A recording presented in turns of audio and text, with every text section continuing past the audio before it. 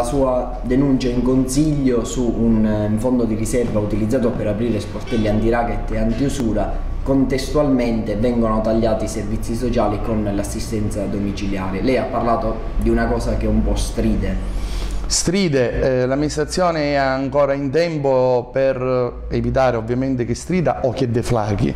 perché vedete io ovviamente non ho nulla da ridire, come è ovvio, anzi sono ben lieto che si attivino misure a vantaggio della popolazione sovraindebitata con tutta una serie di programmi e di azioni affinché si faccia una lotta seria all'usura e all'anti-racket. Certo, ovviamente mi sarebbe piaciuto confrontarmi in consiglio su questo argomento, devo apprendere da una delibera che ne ho avuto prontezza la settimana scorsa nei servizi sociali, nella commissione servizi sociali, devo apprendere che per fare ciò si va ad attingere a un fondo di riserva prelevando 50.000 euro, dove esplicitamente si dice, visto che è stato approvato il bilancio a novembre, visto che il PEG è redatto a dicembre, non ha considerato delle congrue somme, quindi sono insufficienti, le preleviamo dal fondo di riserva. Capite benissimo, se tu vai a svilire anche il ruolo del consigliere comunale dopo che ha approvato o non approvato in bilancio le linee guida dell'amministrazione, le ha contestate, le ha ribaltate, già questo dico appunto è abbastanza fastidioso. Se poi è notizia di questi giorni, dell'11 febbraio, stanno arrivando le lettere che il monte ore dell'assistenza domiciliare per i portatori di handicap e per gli anziani